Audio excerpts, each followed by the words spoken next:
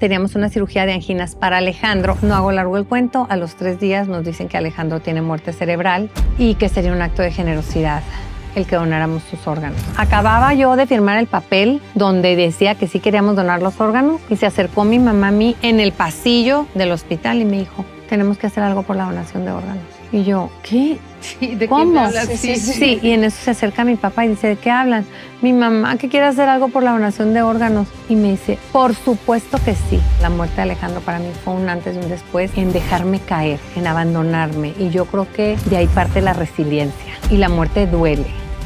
La muerte sacude. La muerte te confronta. El dolor de la muerte sí se atraviesa, pero tienes que querer atravesarlo. A mí una amiga me lo dijo, te suplico, no te mueras junto con Alejandro. Tienes otros hijos, tienes un marido y tienes unos padres. Me descubro una bolita en el pecho y pues fue cáncer.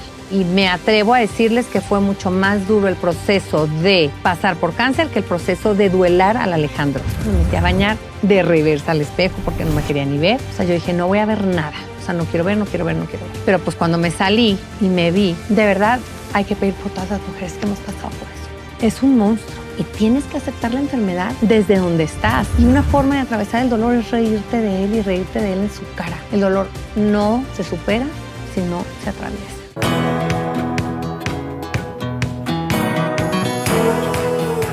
Cecilia. Tere, estoy muy, muy emocionada de tener a estas dos personas hoy así. Me siento hasta, voy a sacar el mayor provecho que se pueda.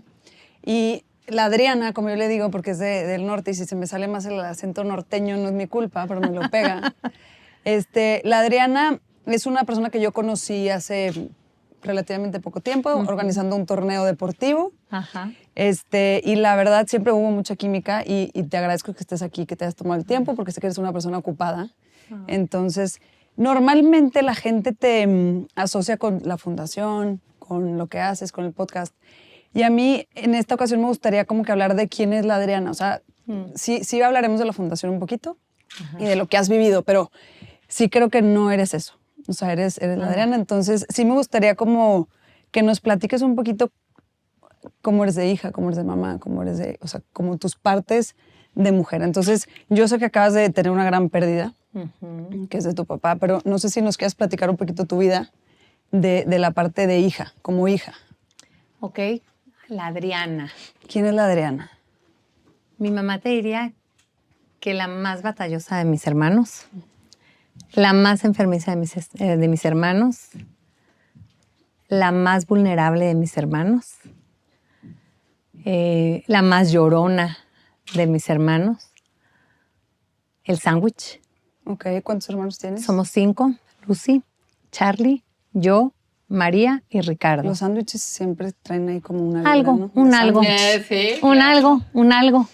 Pero te puedo decir que mis recuerdos que tengo de niña fue demasiado amor. O sea, yo... Y a donde fuera, en casa de mis abuelos maternos, con mis primos, con mis tíos, pues con todo el que llegaba a casa de mis abuelos. En casa de mis abuelos tenían un bar, un salón, y en el medio las casas antiguas que eran como alrededor y en el medio un árbol, así. Entonces todos los domingos era estar ahí. Entonces siempre había alguien. A la Adriana le encantaba cantar y bailar y organizar el show de la familia. Le encanta todavía. Me encantaba. Siempre al ladito de la casa de mis abuelos había una papelería, entonces siempre era la que compraba el papel crepé y hacía los disfraces. Me gustaba mucho declamar de chiquita.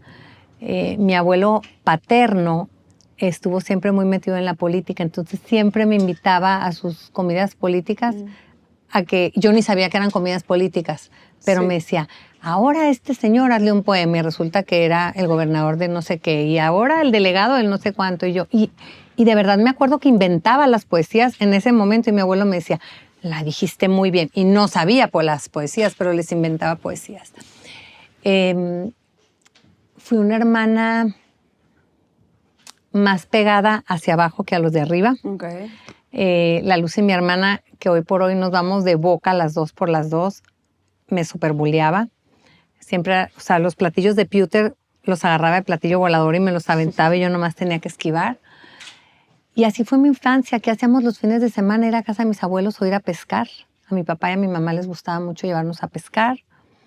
Íbamos mucho. Yo a veces me prefería quedar ensayando en los festivales, en todos los festivales que hubiera en el colegio. Yo tenía que participar. Incluso me acuerdo en la prepa que llegué, yo hice la prepa en un internado en Estados Unidos y yo quería participar en teatro y me decían, pero no hablas inglés, o sea, neta, hasta tu pronunciación es muy mala. Entonces yo les decía, ¿cómo la arreglo? ¿Cómo arreglo mi pronunciación? Entonces me acuerdo que me ponían un lápiz abajo de la lengua y me ponían a leer mi diálogo con el... Y al final del día, pues lo hice. O sea, soy muy necia. O sea, cuando algo se me mete a la cabeza, soy muy necia. Fui muy enfermiza. De chiquita, a los 3 años tuve sarampión y como secuela del sarampión me dio meningitis y como secuela de la meningitis me dio epilepsia. Madre, pero no sabía todo eso. No, yo tampoco. Yo supe que era epiléptica cuando tenía 18 años.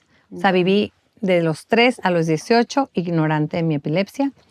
Me di cuenta en una convulsión que me dio en un gimnasio estudiando en Monterrey. Me dijeron, te acabas de convulsionar. Y yo, ¿están locos? Pero nunca te habías convulsionado antes. Sí, muchas veces. O sea, no le habías puesto y mi mamá nombre. me dijo, mijita, te tienes que tomar estas pastillas para que no te desmayes. Mi mamá me decía, se te baja el azúcar, yo creo, te tomas tus pastillas para el azúcar. Y según yo eran pastillas para el azúcar. Y una vez le pregunté, mamá, ¿por qué nunca me dijiste que era epiléptica? Porque a lo mejor te iba a achicar. O sea, te iba a enfermar más de la cabeza que de lo que estabas. Y siempre me dijo, no puedes nadar sola, por si te desmayas, pues no te desmayes sola. Entonces como que yo, la verdad, sí era obediente, ahí donde me ves. Y dice mi mamá, en lo que te daba la gana, siempre lo acota ella. Después te puedo decir que me fui a estudiar fuera, regresé, me quise ir a estudiar a Monterrey, pero siempre como muy, muy libre de lo que yo quería hacer.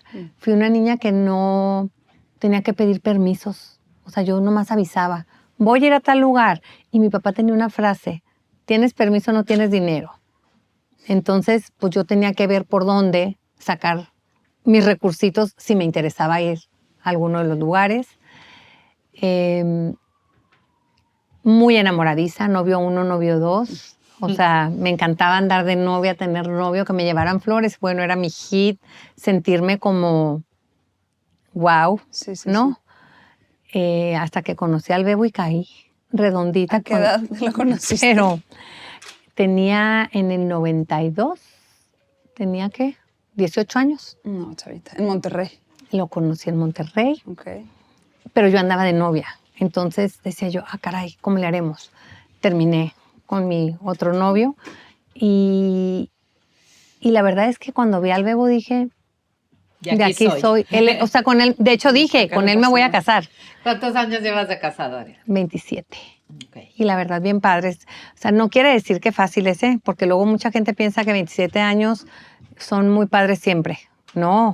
No, bueno, pues para llegar a 27 tiene que haber habido muchas luces, muchas sombras, muchos subes, muchos bajas, pero pues al final yo creo que las verdaderas historias de amor son eso. O sea, el amor es aceptar lo que viene como viene y lo va adaptando, ¿no? No tiene tanto que ver con que hay una perfección, sino con que hay una decisión de hacer que funcione, ¿no? Yo digo que es querer. Querer, decisión, y como dicen, híjole, viejo, a ti te tengo que querer cuando más gordo me caes. Pues sí. Porque cuando me caes bien es muy fácil quererte.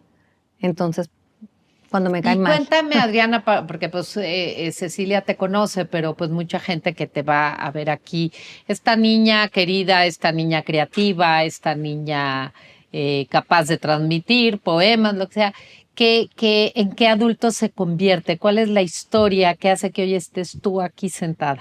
Fíjate que mis hermanos me lo dicen, cuando... Para empezar, hay una historia muy graciosa. En la luna de miel nos perdimos, o sea, y no había celulares. Entonces, ahí yo dije, ya estoy casada, ya soy madura. O sea, como que en mi chip dejé de ser la niña ultra dependiente porque dije, ya estoy casada. Entonces nos subimos al tren y lo mandé a comprar unas sabritas ahí abajo en una maquinita y me dijo, gorda, ahorita que anda el tren, vamos a la cafetería. No, yo quiero esas. Se bajó, el tren se fue, conmigo arriba, él abajo. Entonces, él se desesperó mucho. No existía, sin celulares. Y yo traía Yo traía las visas, pasaportes, dineros, tarjetas, todo. Me hice de barbas, me quedé con una tarjeta y de repente en el tren, Mrs. Alverde, yo decía, se quedó abajo. Yo, o sea, ni siquiera captaba que Mrs. era yo. O sea, para mí el único Alverde era mi marido, yo era Castro, ¿no? Entonces ahí el Bebo le empezó a hablar a sus papás y a mis papás y a todo mundo. Entonces todo el mundo sabía, pero yo no le hablaba a nadie. Porque yo como en el tren, además, No, porque yo me bajé en la siguiente estación. Okay. O sea, en la siguiente estación me bajé, pero yo quería ser como muy responsable de mi tontera. Ya te casaste. No, ya me casé, ya responde. Grow up.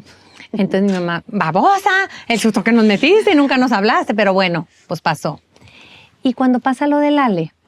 ¿Le puedes contar a la audiencia? ¿Qué fue lo que le pasó a Ale? Sí, porque es que... si no, Alejandro, a los 7 años Esto va a ser un gran paréntesis. Pero... Ok, lo voy a hacer muy breve. No, por favor no lo hagas breve. A los 7 años de casados, teníamos 3 hijitos, Luis de 5, Ale de 3 y Diego de 1 año 8 meses. Y habíamos finalmente logrado hacer nuestra vacación pues familiar. La verdad es que empezamos de 0,000 y estábamos bien contentos de irnos de vacaciones. Llega un huracán a Orlando, que era donde íbamos, y estoy hablando de llega un huracán en toda la extensión de la palabra, las maletas hechas, todo. Y me dice el Bebo, gorda, hay un huracán, no nos vamos a poder ir. Dije, ¿pero cómo? ¿Sabes qué? Le dije, vamos a adelantar la cirugía. Teníamos una cirugía de anginas para Alejandro al regreso de Disney. Entonces le dije, si lo operamos antes, pues padrísimo, porque pues ya me voy sin antibiótico. Dice el doctor que sí, operamos a Alejandro y a los 3 días de la cirugía del Ale, se le vino una hemorragia muy fuerte. Resulta que uno de los puntos, bueno, esa es la historia que conozco y que creo, pero no, pues yo no confirmé nada nunca. Entonces cuento la historia que creo y que conozco desde que sucedió lo que sucedió. Un puntito le rasgó la venita carótida y a la hora que los niñitos empiezan a expulsar los puntos, pues a él se le vino, pero de la carótida. Entonces empezó una hemorragia espantosa. Logramos llevarlo al hospital, lo estabilizan y yo platiqué con el Ale, o sea, estabilizado, lo empezaron a transfundir, todo bien. Y de repente me dice mi marido, pues, ¿qué hacemos? Y yo, pues, tú vete a la casa, que tenemos otros 2 hijos, yo me quedo aquí, ya mañana lo van a pasar a cuarto, lo van a operar y, pues, todo bien. Lo querían operar como para esculcar de dónde había venido la hemorragia, que supuestamente ya estaba controlada. Pero no estaba controlada. Estaba muy atrás, entonces él siguió con la hemorragia hacia abajo, exacto.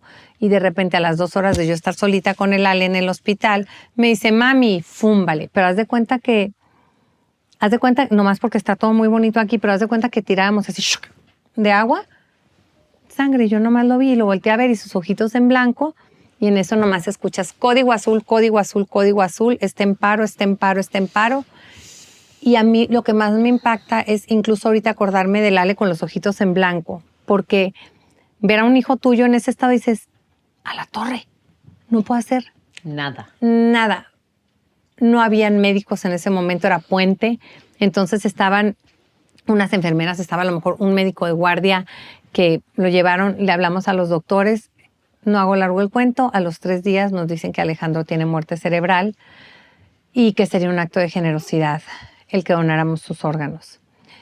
Para esto, cuando pasa todo, y ahí es donde me quería hacer la pausa, yo le hablo a mi mamá y le digo, mamá, me dice, ¿qué pasó? Nada, le dije, estamos en el hospital, fíjate que el Ale tuvo una hemorragia muy fuerte, ¿y cómo estás tú? Y yo, bien, ma, todo va a estar bien. Pero a las 4 de la mañana, que yo vi que todo no iba a estar bien, le volví a hablar, porque el Bebo y yo estábamos solitos con nuestros niños. Mi mamá se fue esa mañana de regreso, ella se vino a la cirugía y me dijo el viernes en la mañana, todo bien, sí, ma, ya vete, le dije, todos queremos dormir y tú también, vete. Y pues no, a las 4 de la mañana le hablo y le digo, ma, se me hace que no está bien. Y como a las 8 de la mañana le digo, ma, se me hace que no está bien. Y háblale a mis hermanos y ojalá que todos puedan y quieran venir. Entonces, entre mis hermanos se hablaron y dijeron, a la torre vamos a encontrar a la Adriana loca, por chillona, por vulnerable, por... sensible, hasta teatrera, todos los adjetivos calificativos que quieras. Pero pasó algo increíble que se llama fe. Y yo les digo que según yo tenía fe. Y yo creo que no tenía ni poquita fe.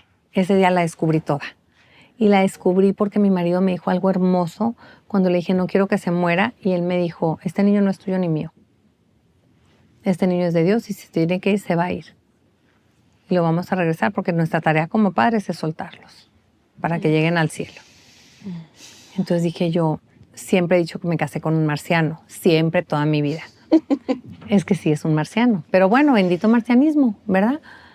Ese día descubrí la fe, ese día descubrí que en verdad Dios permite errores humanos para que uno conozca la grandeza de Dios. Entonces, ese día que yo descubrí a Dios a través de ese dolor tan grande, dije, órale Señor, si existes.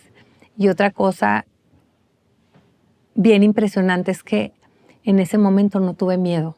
O sea, le decía, Dios mío, tú sabes más.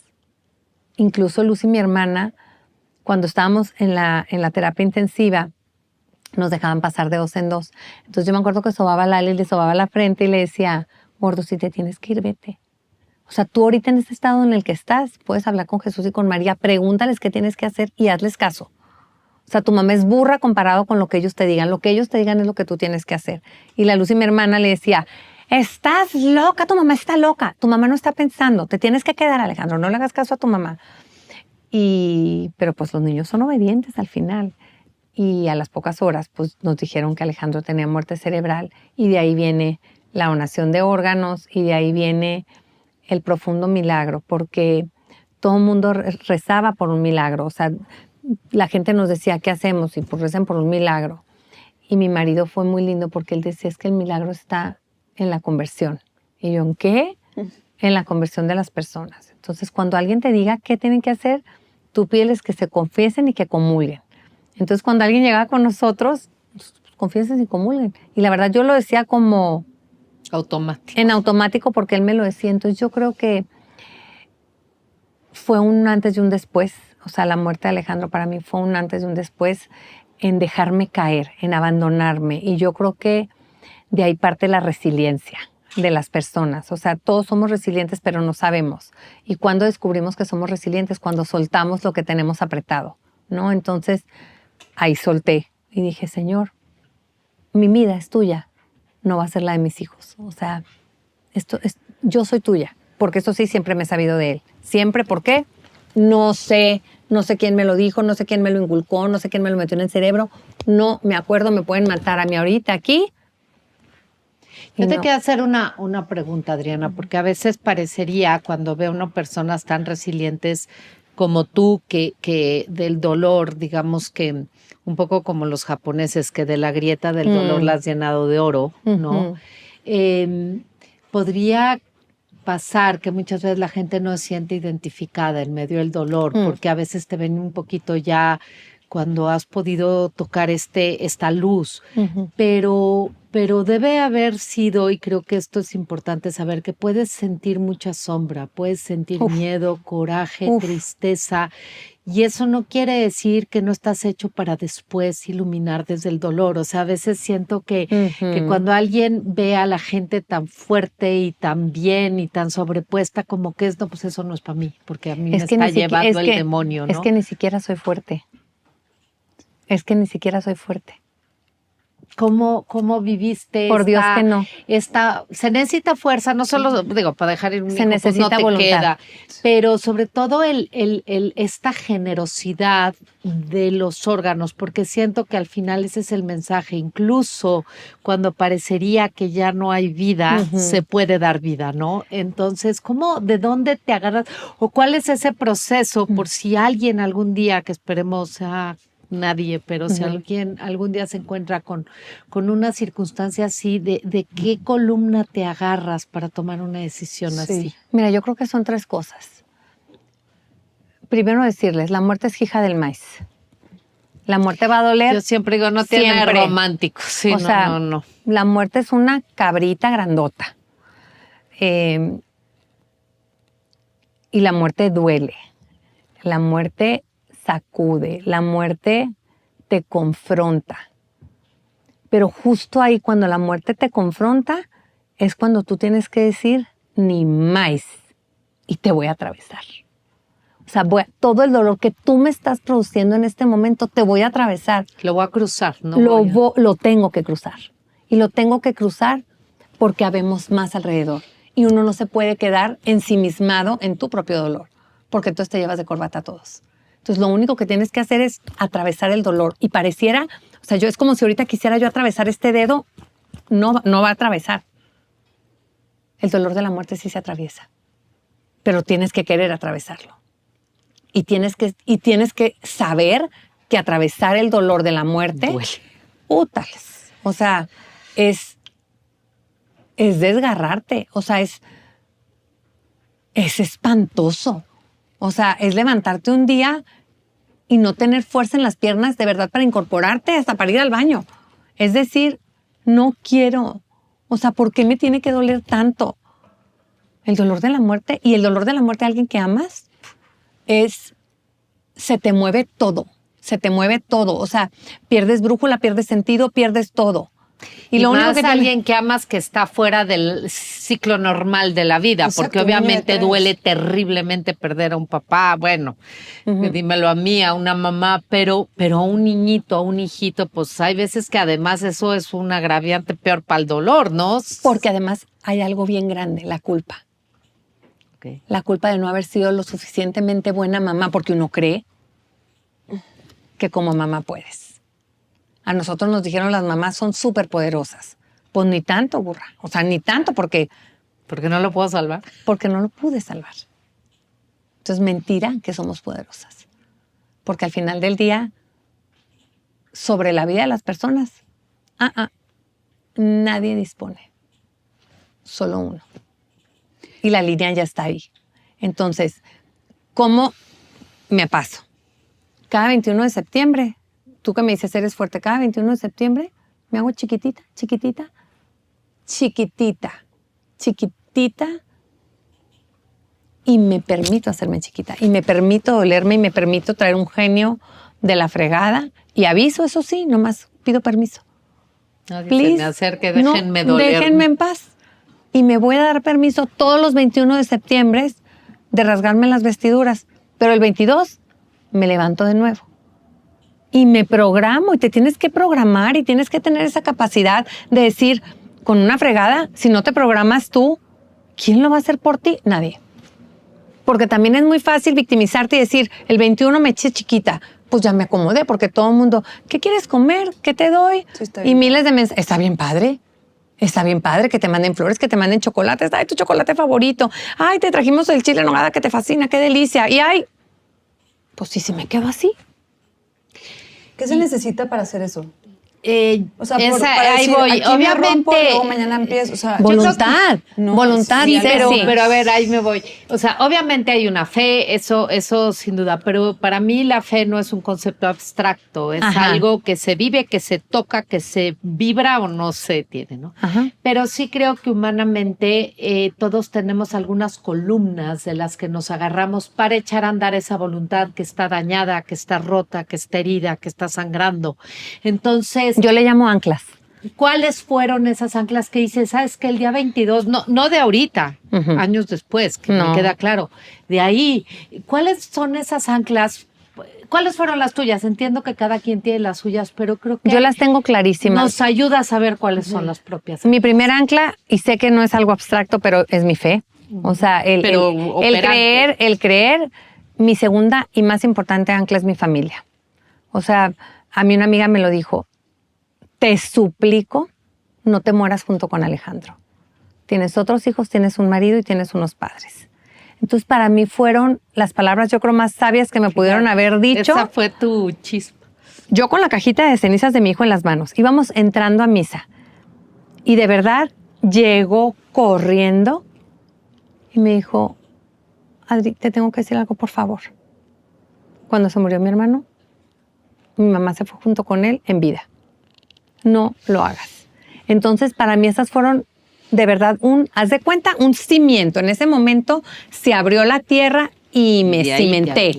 Me anclé a mi marido, a mis hijos, a mis padres, a mis hermanos y dije, va por ellos, va por ellos, va por ellos. Y después es curioso, pero mis amigos Mis amigos muchísimo, esos amigos que de la nada te hablan, esos amigos que de la nada te dicen, te quiero un día X, de la nada, estuve pensando en ti. O tú, cuando los extrañas y les puedes decir, ay, te ando extrañando, te quiero. O sea, ese vínculo, ese lugarcito seguro que pueden pasar años, pero sabes que ahí puedes llegar y tu barquito va a estar seguro. Y tu barquito va a estar seguro, porque es algo que alimentas de ida y de vuelta, pero no necesariamente todo el día como... No. O sea, son lugares seguros, ¿no? Y por último, lo encontré mucho en el servicio a los demás. O sea, el encontrar en cada paciente que vamos en la fundación una mirada de Lale o un abrazo y un beso de Alejandro o un reto y decirle, mijito, tú estás allá, y encontrar ese vínculo y esa complicidad entre el cielo y la tierra con Alejandro, mi hijo, para ayúdame para que se me abra esta puerta porque tenemos que ayudar a más.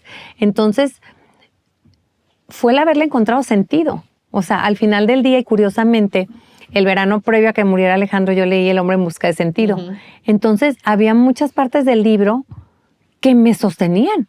O sea, no es por nada, pero leer sí sirve. Y leer sirve muchísimo. Pero es que mucha gente hoy ya no quiere leer porque todo está muy resumidito. Gracias, qué padre a los que nos hacen resúmenes. Sí. Pero había como estas escenas que cuenta Víctor y en el libro. Yo decía, estoy viviendo mi propio holocausto. O sea, estoy viviendo mi propio holocausto personal, pero voy a salir adelante porque tengo sentido y no tengo sentido más claro para mí llegar al cielo, pero de la mano de todos los míos. O sea, como que el trabajar en vida por formar a mis hijos, por obviamente buscar su propia felicidad, porque cada uno de mis hijos va a encontrar su propia felicidad desde ellos. Como me dijo una vez Diego, mi hijo, mamá, no se trata de ti, mi vida, se trata de mí. Wow, sabios hijos que de repente nos dicen cosas que sacuden, ¿no? Entonces yo creo que una de las anclas bien grandes es aprender a escuchar desde el otro lo que te quieren transmitir. Porque muchas veces cuando te sientes fuerte, crees que no hay más fortaleza que la que ya tienes. Y para mí no hay más fortaleza que la que te comparten los que tienes. Sí.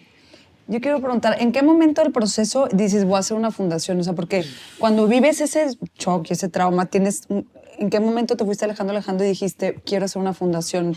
O sea, para que luego la gente que vive esto dice, el tiempo es algo como muy importante de cuánto tiempo es el duelo y cuándo se me va a quitar este dolor y a qué. Pues es que yo creo que cada quien vive el duelo diferente. ¿En qué momento de tu duelo dijiste, quiero hacer una fundación? Es que ni siquiera lo dije yo. ¿Para qué te digo mentiras? Okay. Acababa yo de firmar el papel donde decía que sí queríamos donar los órganos y se acercó mi mamá a mí en el pasillo del hospital y me dijo, tenemos que hacer algo por la donación de órganos. Y yo, ¿qué? Sí, ¿de ¿cómo? qué me hablas? Sí, y en eso se acerca mi papá y dice, ¿de qué hablan? Mi mamá que quiere hacer algo por la donación de órganos. Y me dice, por supuesto que sí. O sea, no puede habernos como los tuyos, porque cuando a mí me pidieron los órganos yo dije que no. Fue el Bebo el que me dijo, mi marcianito, otra vez entrando en acción para decirme, gorda, es un acto de generosidad, vamos a donar. Entonces ahí dije, siempre le he creído. Y no lo digo de verdad de los dientes para afuera, creo mucho en la inteligencia intelectual, pero emocional de mi marido, muchísimo. O sea, ve más allá de mis narices el vida mía, o sea, ve mucho. Entonces decía, si él lo está diciendo, algo está viendo que yo no estoy viendo. Entonces dije, va. Entonces cuando mi papá dice, sale, yo les ayudo. Esto fue el martes. El martes que me estaban diciendo que mi hijo se murió. Lo enterré el miércoles y yo el viernes me fui a Disney.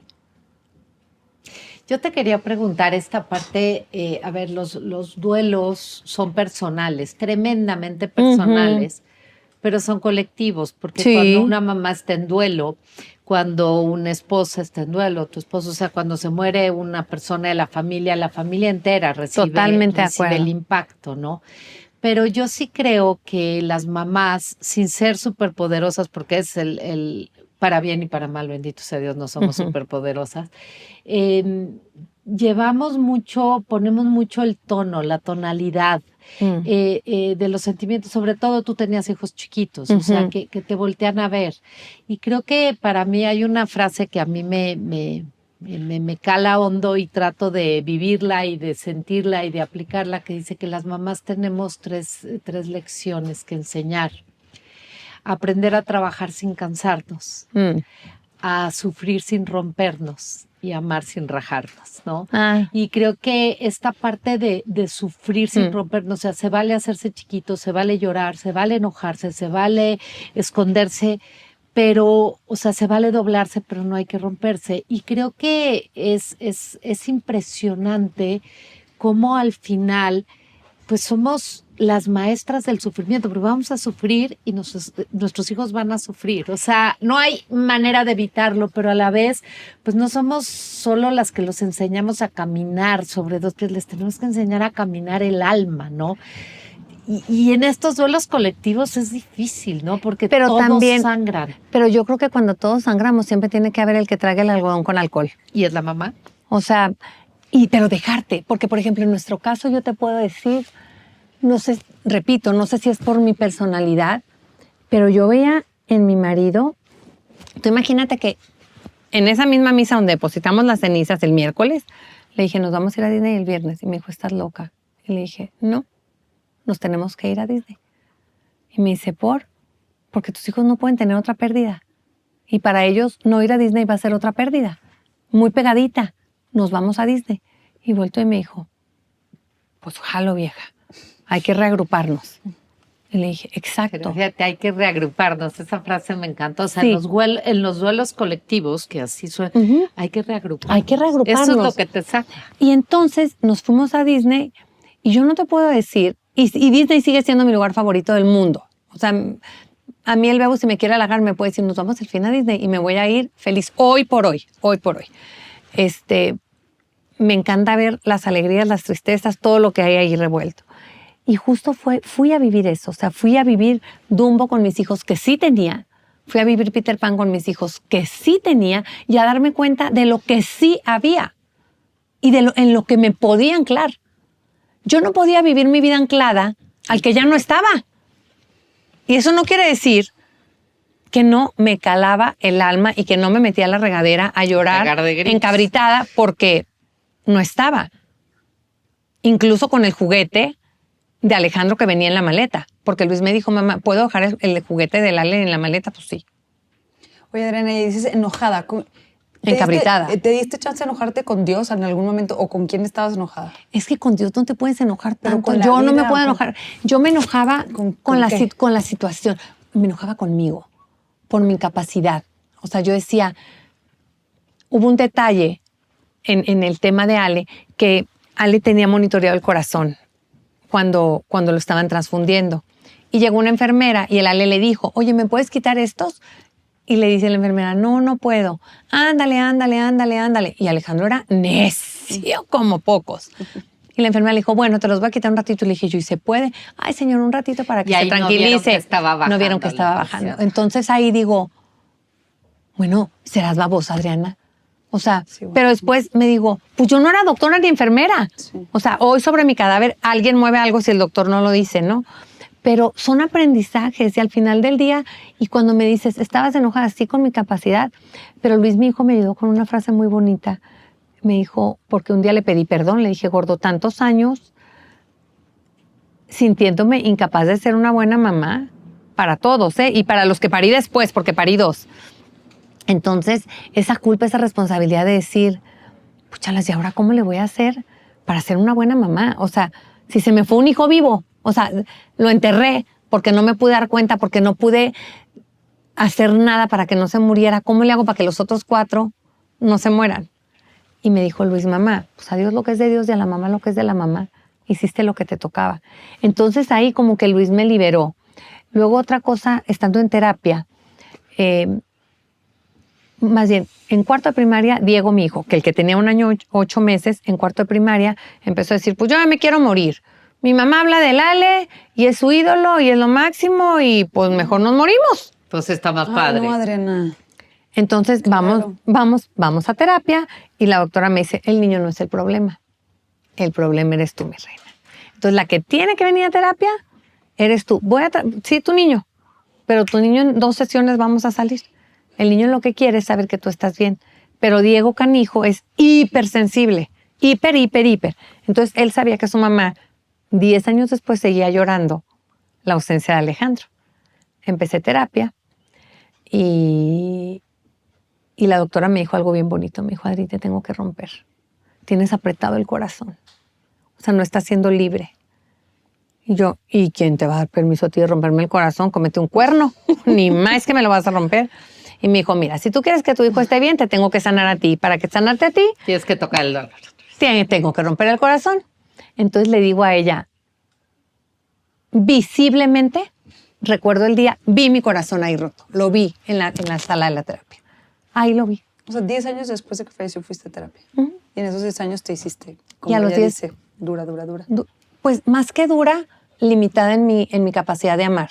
Te amo hasta donde sé que no me va a doler. Sí, con miedo. Te amo envuelta hasta en donde miedo. sé que si algo te pasa, pues sí me va a doler, pero no tanto. Porque no me voy a encariñar tanto. No me voy a encariñar tanto, porque entonces si me encariño mucho, el dolor va a ser mucho. Sí. Pero ha sido la mejor terapia del mundo. O sea, pero fíjate, qué padre oírte decir eso, porque justo el otro día yo hablaba de esta parte de las terapias, que yo me decían, ¿y qué haces cuando alguien no quiere ir? Digo, hay muchas maneras de ayudar a alguien, sobre todo ver el bien que le puede hacer, pero creo que vivimos entre muchos privilegios que tenemos hoy. Tenemos el privilegio de las terapias. Antes las terapias psicológicas eran para enfermos de temas fuertes a nivel psíquico. Hoy en día es como, no necesitas un doctor, necesitas a lo mejor un coach para el gimnasio, para fortalecer ahí donde estás débil, para mover eso que está medio atrofiado, para iluminar eso que está medio oscuro. Y creo que es muy bonito oír a alguien, porque a veces vuelvo a lo mismo, se ven ya estas imágenes de personas fuertes que salieron, que ayudan, y entonces como que dices, no, eso no me toca. Y qué importante es decir, no importa si pasaron 1 año, 2 años, 3 años, 10 años, si algo sigue doliendo, pide ayuda. Todos necesitamos de todos. Y es importante porque puedes y yo como mamá, dolor. Yo como mamá, cuando me dijeron tienes que llevar a tu hijo al psicólogo, se me encendió el alma y dije, están locos. Porque mi hijo ustedes, mi hijo no está loco. Pero cuando entregas a un hijo a un psicólogo y ves lo que regresa, dices, por piedad vayamos todos, benditos psicólogos. No, bendita regalo. Y bendita ¿no? ciencia, que Sí, avanza y sí, que no, sí. te lo juro. O sea, no podemos no facilitar la salud mental. Y una manera de facilitar la salud mental es aceptando que necesitas ayuda y levantar la mano y decir, de verdad Y necesito. ¿sabes qué, Adriana? Creo que aquí está bien importante. O sea, a veces es aceptar que necesito, pero a veces es aceptar que me gustaría o que me haría bien. Porque no hay que esperar estar mal, roto. no hay que esperar estar hecho... Digo, a veces no hay idiota. A ver, ¿no? pero es que si piensas eso es porque ya traes algo inquieto. No es que estás Claro. tirado ya así en la sí, lona, sí. Pero ya ahí traes algo que te está inquietando el alma. Y yo creo que todos al final es bien difícil ser tu propio médico. O sea, no importa qué tan fuerte seas, cuánta fe tengas, qué tan inteligente seas. Es bien bonito decir, ¿sabes qué? Cúrame tú, ayúdame tú. Y creo que eso es un acto de amor a ti mismo. Pero sí lo creo, y en el caso de las mamás y los papás, de verdad lo digo, es un acto de amor profundísimo a tus hijos, porque tú no puedes dar más que lo que traes en el corazón. Correcto. Y si traes un corazón con miedo, vas a amar con miedo. Y si traes un corazón con una herida, vas a amar desde la herida. Y si traes un corazón con rencor, vas a amar desde el rencor. Entonces, Está es un incompleto el amor. Incompleto. Que va súper contaminado. Y si te están ofreciendo un filtro, porque yo veo que estas terapias, de verdad lo digo, son una oportunidad de filtrar todo aquello que está contaminando tu corazón para ofrecer, no un amor perfecto, pero un amor más puro del Más que libre. estás pudiendo ofrecer. O sea que Estoy de acuerdo. creo que esa es una gran lección y me encanta oír que te atreviste a hacerlo después de 10 años, pero fíjate, como yo lo leo, ¿no? Te leo que ¿qué te llevó a hacer eso? Otra vez el amor. Ah, sí. Si lo que estoy haciendo yo está dañando al que quiero, pues Me aunque rompe. me llamen loca, como Ajá. dice la canción, ¿no? No, y aunque te duela, porque ir a terapia no es... Mucha gente dice, ay, pues qué a gusto vas a terapia, a gusto mangos. O Sí. sea, yo de repente le decía a Lourdes, regálame 5 minutitos. O sea, Dame regálame tiempo. 5 minutitos, dame tiempo. Un día llegué a su consultorio y le dije, ¿me puedo venir una tarde? Quiero que me prestes tu consultorio, me quiero dormir aquí. Me dijo, cuando quieras, te presto mi consultorio, porque llega a ser un lugar Un safe seguro place, para sí, ti, sí, un lugar sí. seguro en el que encuerar. Yo les digo que si entendiéramos que encuerar el cuerpo es en 3 segundos, encuerar el alma toma mucho tiempo, pero una vez que encueras el alma, dices, Wow. wow, porque ni siquiera tú la conoces. El porquecito te lo ves todo el día cuando te bañas, te digo, a la hora que te estás secando y lo que sea. Pero ¿y el alma? ¿Cuándo nos damos tiempo de mirar nuestra propia alma? ¿Cuándo nos damos el tiempo de vulnerarnos a nosotros mismos y decir, a la maíz chuava? O sea, Fíjate que esta parte que dices de vulnerabilidad a mí pues perdí en el último año a mis 2 papás. Ay. Y bueno, pues por el estilo de familia y de relación, pues sí es una pérdida brutal, ¿no? Ujú. Brutal. Pero yo sí me acuerdo que ahí pensaba, decía, a ver, a lo mejor lo que yo hago, a lo que yo me dedico, puede dar una imagen ante mis hijos como de la que tiene las respuestas, la que tiene la Ay, no. fe, la que tiene todo bajo control. Y sí, Ujú. tomé mucha conciencia de decir, es que tienen que ver que valgo lo mismo rota pegando de gritos que riéndome, que siendo lo fuerte, lo serena que fui en todos los procesos, acompañando, sosteniendo. Y a veces creo que, o sea, yo lo hice muy consciente de decir, tienen que ver que eso no, o sea, que el ser vulnerable, el llorar, el no poder, no te hace menos, te hace más, porque, y creo que ese acercamiento, la verdad lo pienso, de los míos, fue mucho mayor al verme vulnerable que al verme entera, serena. Y creo que ese es un mensaje padrísimo, porque confundimos la vulnerabilidad con fragilidad, y para mí la vulnerabilidad es humanidad.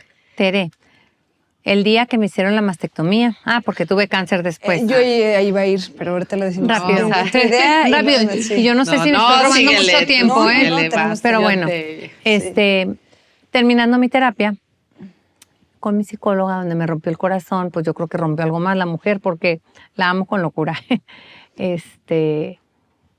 A los 15 días me descubro una bolita en el pecho y pues fue cáncer. Canijo cáncer, mendigo cáncer. I Todo hate lo que le cáncer. queremos Y muchas otras cosas que aquí no voy a decir, pero todo lo malo que se puedan imaginar que puedo pensar de algo, lo pienso del cáncer. Tan. Nada de que, ay, mi lección, Nada, ni ni maíz. maíz. No, Voy para mí el contigo, cáncer voy fue contigo. un hijo del maíz. Y me atrevo a decirles que fue mucho más duro el proceso de pasar por cáncer que el proceso de duelar al Alejandro. Porque cuando duele al Ale ya se había cerrado el ciclo y no iba a volver. Pero cuando estás en un proceso de cáncer es todos los fregados días de Dios decir, Es y me que muero yo mañana, digo me que muero es la mañana, me enfermedad muero que mañana, te me muero mata mañana, mientras te mata. Es hedionda. Punto. Ya no sé si esas palabras aquí No, son muy malas o no, pero Open bueno. mic. Ok. Perdón, luego ya no sé qué Sí, decir, que porque viva el norte. en el norte hablemos Que viva el diferente, pues, norte. pero bueno. Ajá, déjate ir.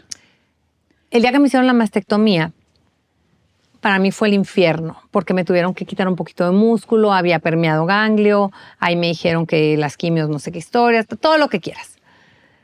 Y el doctor me dijo, pues vete a tu casa, hazte tus curaciones, regresa. Yo me estaba atendiendo en Ciudad de México, viviendo en Querétaro.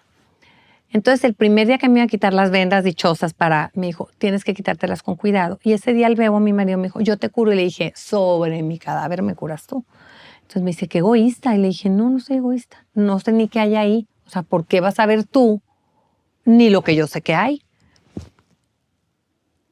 Y según yo me había respetado. Y según yo me había hecho caso y según yo se había ido a trabajar. Entonces cerré la puerta del baño, me metí a bañar de reversa al espejo porque no me quería ni ver. O sea, yo dije, no voy a ver nada. O sea, no quiero ver. Pero pues cuando me salí y me vi, de verdad hay que pedir por todas las mujeres que hemos pasado por eso. Es un monstruo. O sea, y yo fui privilegiada. En el sentido en que a mí me operó un doctor que me operó muy bien, que me hizo una cirugía linda y lo que quieras, pero no deja de ser una cicatriz de aquí a acá. A mí me tuvieron que quitar el pezón porque en el pezón estaba el cáncer. Entonces tú imagínate que ves, pues, como un pedazo de rodilla aquí, pero una rodilla estirada como Horrible. horrible. Y además, con 1,800, les decía yo, puntos. Entonces me acuerdo que me vi y dije, ya valió. O sea, yo pensaba en mi vida y otra vez apretar el corazón.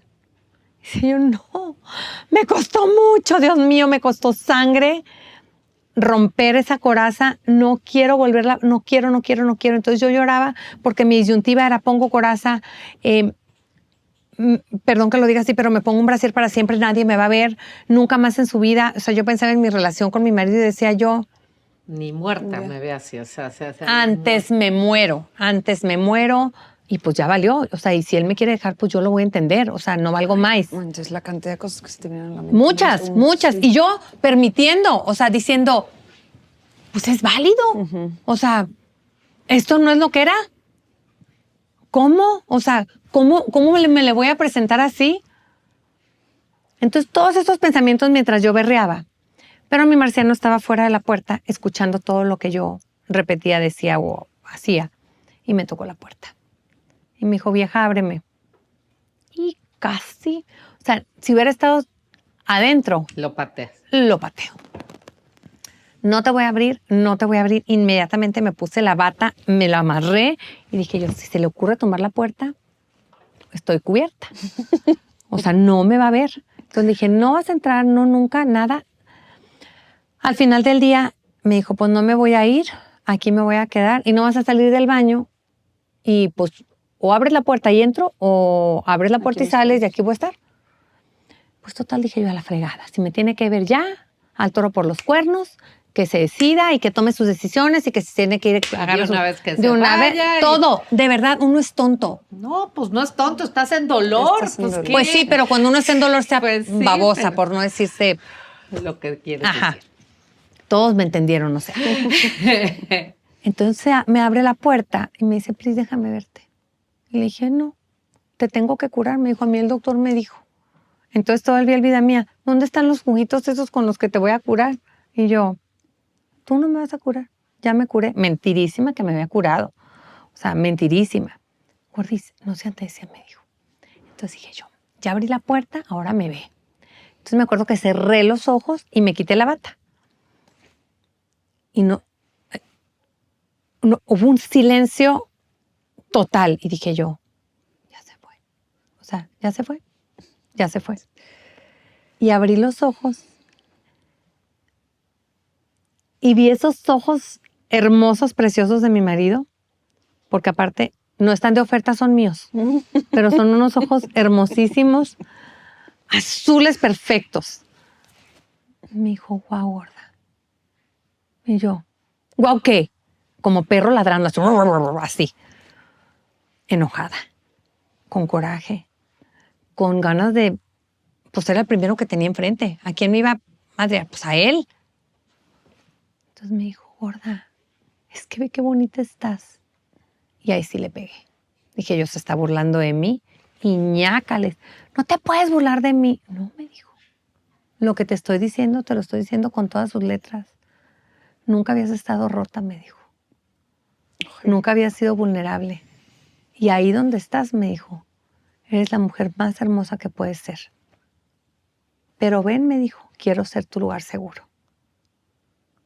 Y yo me le quedé viendo y no me tuvo que decir más porque sus ojos me estaban diciendo todo. Entonces me abrazó y me acuerdo que me recargué en su hombro y le dije, gracias, vieja, eso es lo de menos. De más duras hemos salido. Entonces para mí fue como, wow, no me va a dejar. O sea, sí le gusté rotita. Igual y no le gusté, pero me dijo que le gusté, entonces ya se fregó por hocicón, ¿no? O sea, ni modo. Sí, creo que eso te hace humana y es más fácil relacionarnos con humanos que con héroes. Deja O sea, los tú, superhéroes te son de liberas. cómics. Te liberas. O sea, mi marciano sí fue marciano. O sea, todo lo que en mi vida había creído yo de él, ahí fue como un sí me quiere. O sea, sus ojos me estaban diciendo, me muero de amor por ti y me muero de verte sufrir lo que estás sufriendo. Porque él sabía. Él sabía. El día que me tuvo que llevar a rapar, porque ya amanecí con mucho pelo en la almohada, le dije, no quiero, no quiero. Y me dije, vieja, vamos a divertirnos. Y yo decía, ¿cómo se quiere divertir de que me van a rapar? ¿Cómo se quiere divertir de eso? Pero auténticamente nos divertimos. Auténticamente nos divertimos. ¿Por qué? Porque llegué al salón y la peluquera me dijo, es por cáncer, ¿verdad? Y yo, neta. Estábamos en Tepeji del Río, en una peluquería de Tepeji del Río. Y sí, y me dijo, te voy a hacer un corte padrísimo. Y me dejó mucho aquí, me dejó largo acá. ¿Le puedo tomar fotos? Nadie me deja hacer estos cortes. Me tomó fotos y yo decía, pues me agarró el tonto. Me agarró el tonto y dije, bendita peluquera. O sea, yo no sé si ella sabía de psicología o verdaderamente le urgía hacer ese corte o qué, pero sí, me sacó de mi estado de pobrecita. Pobrecita y la van a rapar. Entonces me vi rápido y dije yo, pues bueno. Obvio llegué a la casa y me encerré en el cuarto y no permití que mis hijos me vieran hasta que fueron entrando uno a uno. Y Fátima sí me decía, mami, te presto mi pelo. Entonces me ponía su pelo encima de mí y le decía, ajá. Y yo decía, estoy enferma. Y tienes que aceptar la enfermedad desde donde estás. Pero también reírte. Hice una fiesta de mi cumpleaños ese año, yo pelona, y les dije a todas van a venir con turbante y yo voy a ser la única que voy a tener pelo. Todas llevaban turbante y yo peluca. Y me decían, ay, qué rara eres. Y yo, no, Adriana me está de verdad lastimando el turbante. Pues para que sepan lo que sufren las que... Ahora me van a ofrecer por todas las que tenemos cáncer y que usamos turbante y lo que pica, ofrézcanlo por ellas. Entonces tuve toda la fiesta, cante y cante, pero todas con turbante y yo con mi peluca. ¿Por qué? Porque tenemos que aprender a reírnos también del dolor. Y una forma de atravesar el dolor es reírte de él y reírte de él en su cara. Y no porque lo quieras evadir, sino porque lo quieres cruzar. Ya, o sea, ahí estás, no te puedo evitar. Sí. Pero si me río hablando la dureza de ese muro que tengo que atravesar. Y la única manera de verdad de superar el dolor es atravesándolo. El dolor no se supera si no se atraviesa. Oye, Adriana, y bueno, dicen también que se aprende a vivir con él también. O sea, que dicen que el dolor nunca se va, más bien tienes que aprender cómo se vive sintiendo ese dolor. Lo integras. Eso, ¿no? Sí. eso más. O sea, y puedo decirte que es un dolor diferente. O sea, yo hoy, el 21 de septiembre, vuelvo a vivir exactamente lo mismo del 21 de septiembre del 2004. Sí. Pero en el día a día, digo, Ale, pues sí me duele que no estés, mijito, pero la verdad, ve lo grande que ha sido. Entonces, es un dolor diferente, es un dolor... que se integra en una y vida no dependiente. Con sentido. Ajá. No, es un dolor como... que da vida, no eso, que da muerte. O sea, que no te hunde, sino que te rescata.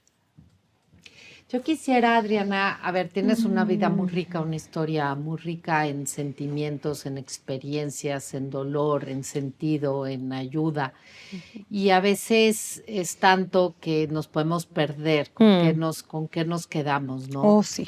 Y me encantaría que cerraras este espacio donde mucha gente, pues, o que ha perdido un hijo, o que ha sentido que comete un error médico con un hijo o un error de cuidado, lo que sea. Mucha gente que enfrenta o enfrentará a lo mejor cáncer.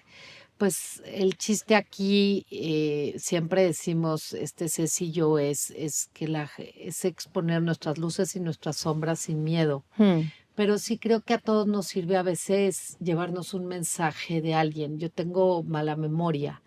Entonces, cuando leo libros o veo películas, busco quedarme con una frase o con una palabra para quedarme con algo, porque si me quiero quedar con todo, no me quedo con nada. ¿Cuál sería el mensaje que a quien en algún momento, quién sabe dónde, quién sabe cuándo, te va a ver y va a ver tu historia tan viva, porque tú vibras con lo que dices? ¿Qué mensaje les quisieras dejar, Adriana? Que la vida es de luces y sombras. precisamente, y que ni la sombra o ni la luz es mejor. Ambas son igual de buenas, igual de fuertes. El chiste es aprender a ver en la oscuridad más profunda la luz más grande, porque siempre después de la oscuridad más profunda es justo que va a amanecer. Entonces tenemos que vivir con más esperanza, tenemos que vivir con más fe, con más ganas, con más voluntad, con más, y no un échale ganas, no, sino con esa verdadera voluntad de querer vivir viviendo la vida porque la tienes. Cuando ves la muerte de tan cerquita, cuando atraviesas ese túnel y sientes que te vas y ves el túnel blanco que te lleva y regresas de ese túnel, como fue en mi caso, en mi última quimio, digo, Dios mío, si estoy viva es porque tú quieres que yo cumpla mi misión de vida que todos tenemos. Todos tenemos una misión de vida, todos.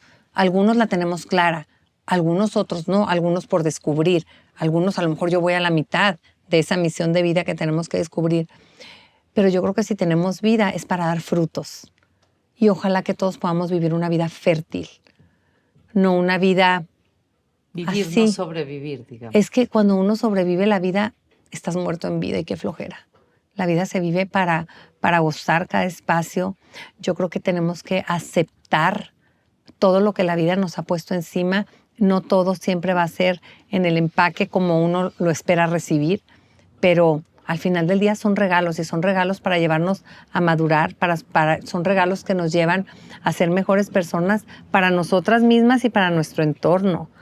Pero yo creo que algo súper importante, y no para volver a un mundo narcisista ni mucho menos, no, por favor, sí reconocer la grandeza que Dios depositó en cada uno de nosotros. Nos cuesta mucho trabajo reconocer esos dones y esos talentos que Dios puso en nosotros para que esos frutos se den. Cuando tú descubres esos dones y esos talentos y los echas a andar, es como, ¡ay, qué padre! Quiero más. O sea, quiero descubrir más porque puedo hacer más. Y la vida se vive en alegría, no en sufrimiento. La vida se vive... Con esa me quedo. La Sí. vida se vive en alegría. ¿No? La Adriana en gerundio. La Adriana en gerundio, amando es que se ama, viviendo es que se vive. Sonriendo Pues es que muchas se gracias, sonríe. Gracias Adriana, por por tu venir. testimonio, por tu vida, por tu fundación, por tantas luces que sacas de las propias sombras que te ha tocado vivir. No, hombre, gracias a ustedes. La quiero mucho, la Ceci. Yo también, a la Adriana. Gracias. Gracias. Muchas felicidades y gracias de verdad. No, por gracias a venir a este ustedes espacio. y digan que sí a la vida.